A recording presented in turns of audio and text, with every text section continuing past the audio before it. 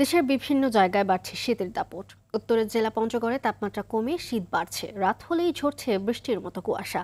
ভোরে কুয়াশার কারণে সড়কে হেডলাইট জ্বালিয়ে চলাচল করছে যানবাহন। শীতের তীব্রতা বাড়ায় বিপাকে পড়েছে নিম্ন আয়ের খেটে খাওয়া মানুষরা।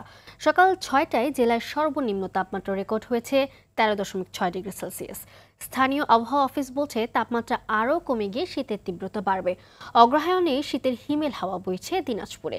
নগদের সর্বোচ্চ বার 167 টাকা রিচার্জে পাবেন 1 লাখ টাকা পুরস্কার। আরও আছে প্রতি সপ্তাহে পুরস্কার ও ক্যাশব্যাক। কুয়াশার দাপট না থাকলেও তাপমাত্রা 13 থেকে 16 ডিগ্রির মধ্যে উঠানামা করছে।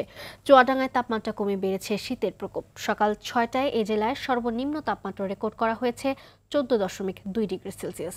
এছাড়াও কুড়িগ্রামে রাত হলেই বাড়ছে শীত। এদিকে শীত বাড়ায় দুর্ভোগ পোহাচ্ছেন দরিদ্র ও শ্রমজীবীরা।